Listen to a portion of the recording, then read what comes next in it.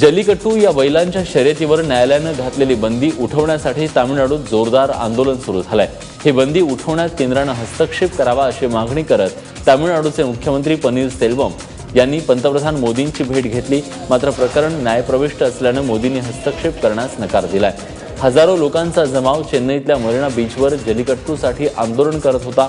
दरम्यान संगीतकार AR रहमाननेही तामिळनाडूच्या स्पिरिटला दाद देण्यासाठी आज एक दिवसाचं उपोषण करत असल्याचं जाहीर केलं।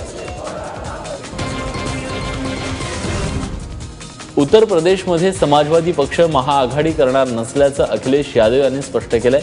उत्तर प्रदेशात काँग्रेस, राष्ट्रीय लोकदल आणि समाजवादी पक्ष एकत्र येऊन महाआघाडी तयार करतील अशी चर्चा होती। या चर्चेला समाजवादी पक्षाने पूर्णविराम दिलाय।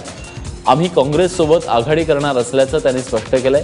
समाजवादी पक्षाचे उपाध्यक्ष किरणमय नंदा यांनी पक्षातर्फे प्रसिद्धी पत्रक जाहीर करून आपला निर्णय सांगितलाय।